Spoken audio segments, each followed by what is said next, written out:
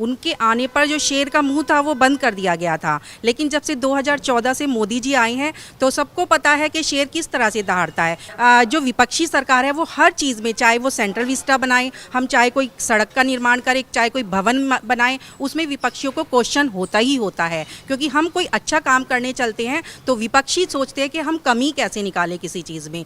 चाहे किसान आंदोलन की बात रही हो, चाहे कोई भी हमारा बिल पास होना हो, चाहे जनसंख्या नियंत्रण कानून बनना हो, जो भी देश के लिए हितैषी काम होता है, जो भी हमारे संविधान के लिए अच्छा होता है, जो कि लोकतंत्र के लिए अच्छा होता है, तो ऐसे कामों में विपक्षी लोग इस तरह की हरकतें करते आए हैं। आप जिस भी मंदिर में जाएंगे वहाँ महावीर भगवान की प्रतिमा पाएंगे और उनका जो प्रतीक चिन्ह था वो शेर था। क्या हम आतंकवादी हो गए? क्या हम आदमखोर हो गए? हम तो अपने शेर का जो हमारा प्रतीक है महावीर भगवान का, उसको मानते आए हैं।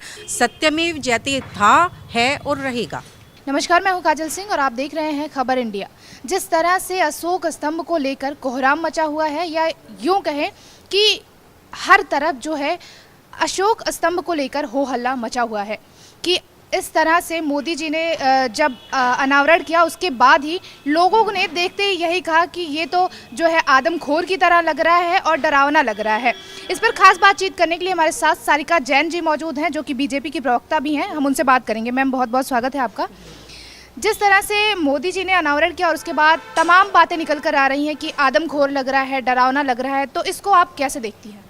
देखिए, सबसे पहले में तो जो लोग ये बात कर रहे हैं कि आदमखोर है या क्या है, आप पहले म्यूज़ियम में जाइए, पहले वाले जो अशोक स्तंभ है उनको देखिए, उनमें आपको गरजते हुए ही सिंह नज़र आएंगे। क्योंकि पहला जो अशोक चिन्ह हमारा राष्ट्रीय प्रतीक है वो भी ऐसा ही था। लेकिन जब से परिवारवाद वाली सरकार आई है, जब से ये विपक्षी सरकार आई है, ये इस तरह के जो एलिगेशंस है ये लगाती आई है। उनके आने पर जो शेर का मुँह था वो बंद कर दिया गया था। लेकिन जब से 2014 से मोदी जी आए हैं तो सबको पता है कि शेर किस तरह से दहाड़ता है। क्योंकि शेर की तो प्रवृत्ति ही है दहाड़ना। अगर शेर चुप होकर बैठेगा तो वो बिल्ली कहलाएगा, लेकिन अगर शेर दहाड़ेगा तो वो शेर कहलाएगा। क्योंकि एक हर किसी की नेचर में होता है कि उसकी प्रवृत्ति कैसी है। भगवान ने हमें जन्म देकर भेजा है, किसी की कुछ नेचर है, किसी की कुछ नेचर है। तो शेर की जो प्रवृत्ति होती है वो शिकार करना होता है और दहाड़ना होता है।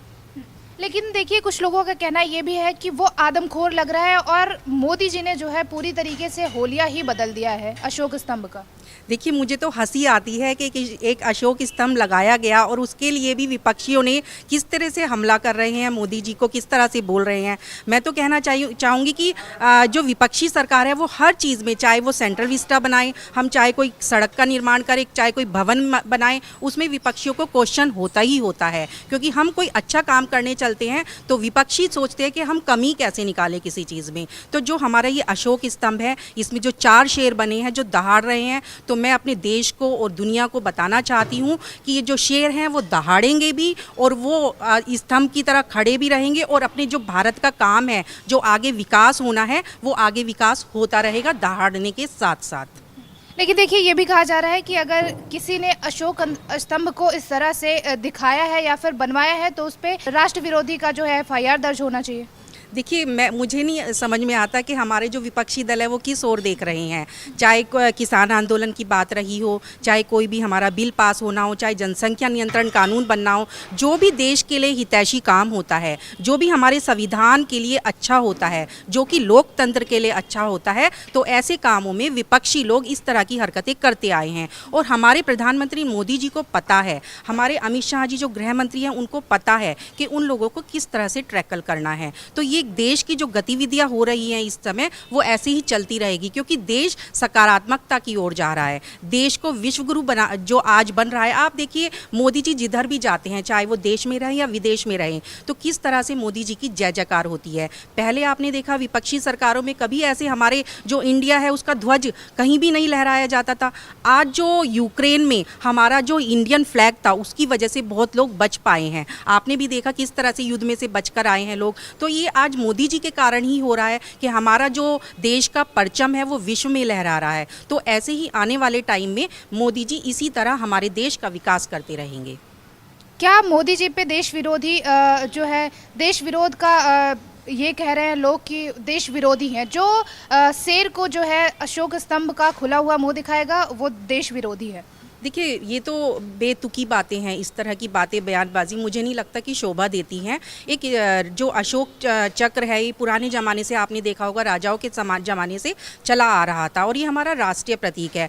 मैं जैन धर्म से बिलोंग करती हूँ। आपने देखा होगा हमारे भी मंदिरों में, आप जिस भी मंदिर में जाएंगे वहाँ महावीर भगवान की प्रतिमा पाएंगे और उनका जो प्रतीक चिन्ह था वो शेर था। क्या हम आतंकवादी हो गए? क्या हम आदमखोर हो गए? हम तो अपने शेर का जो हमारा प्रतीक है महावीर भगवान का, उसको मानते आए हैं। आपने देखा होगा नीचे हाथी, घोड़ा और बैल बने हुए हैं उस प्रतीक चिन्ह के नीचे। तो हमारे जो तीर्थंकर 24 तीर्थंकर हुए हैं, उनके जो प्रतीक चिन्ह थे वो हाथी, बैल, घोड़ा ये सब थे। और जो उसमें अशोक चक्र में 24 तीलियां लगी हुई हैं, वो हमारे जो 24 तीर्थंकर हैं, एक तरह से मैं जैन होने के नाते थोड़ा सा इसीलिए आपको ब्रीफ करके बता रही हूँ कि जो 24 तीर्थंकर हमारे हुए हैं, हम उनका प्रतीक मानते हैं। सब अपनी अपनी धारणा मानेंगे, लेकिन मैं मानती हूँ कि हमारे सारे मंदिरों में जहाँ भी जाएंगे आप शेर का प्रतीक चिन्ह देखेंगे। और हमारे महावीर भगवान का संदेश था, जियो और जीने दो, अहिंसा परमो धर्म। तो क्या हम आदमखोर हो गए? क्या शेर का मुंह खुला है तो आदमखोर हो गए? क्योंकि शेर की प्रवृत्ति दहाड़ना है तो वो दहाड़ेगा। वो सिखाता है कि अनुशासन में कैसे रहें,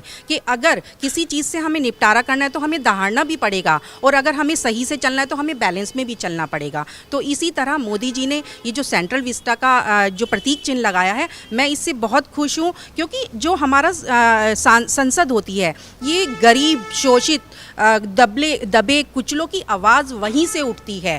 कहने को सेंट्रल विस्टा नाम है, लेकिन जो हमारा गरीब वर्ग है वहीं से उसकी आवाज़ उठाई जाती है। तो बहुत अच्छी पहल की है आदरणीय नरेंद्र मोदी जी ने और माननीय श्री ओम बिरला जी ने, जिनकी अध्यक्षता में इसकी अभी 2023 में ओपनिंग होनी है। तो मैं बहुत बहुत शुभकामनाएं देती हूँ आदरणीय नरेंद्र मोदी जी को कि इसी तरह हमारे देश का विकास निरंतर करते रहे।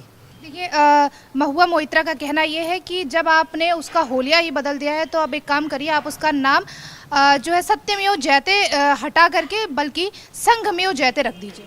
देखिए, वो उल जुलूल कुछ भी बयानबाजी करती हैं। आपने देखा कि काली हमारी जो माता है उनका भी उन्होंने उपहास किया किस तरह से। तो इस तरह की बातें करना मैं सोचती हूँ कि शोभा नहीं देता। सत्यमेव जयते था, है और रहेगा।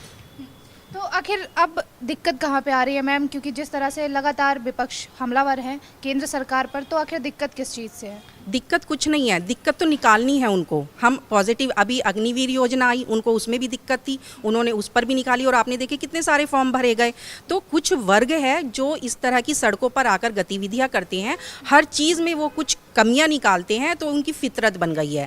तो उनकी फितरत है, और जैसे दहाड़ता है शेर, ऐसे ही मोदी जी भी अभी आने वाले टाइम में और देश का विकास करने वाले हैं। जो प्रतीक चिन्ह ये लगाया है, मैं कहती हूँ ये विकास का चिन्ह है, ये सत्यमेव जयते का चिन्ह है। अगर कोई हम पर अटैक करेगा तो उसको पता होना चाहिए कि वो किस से बात कर रहा है। अगर कोई बाहर का देश भी हमारे ऊपर आक्रमण करता है तो उसको भी ये पता चलना चाहिए कि हम कहाँ पर हैं। पाकिस्तान हो, चीन हो या बांग्लादेश हो, जो भी आस पड़ोस के शेर हैं, देश हैं, उनको पता होना चाहिए कि वो भारत से पंगा ना लें।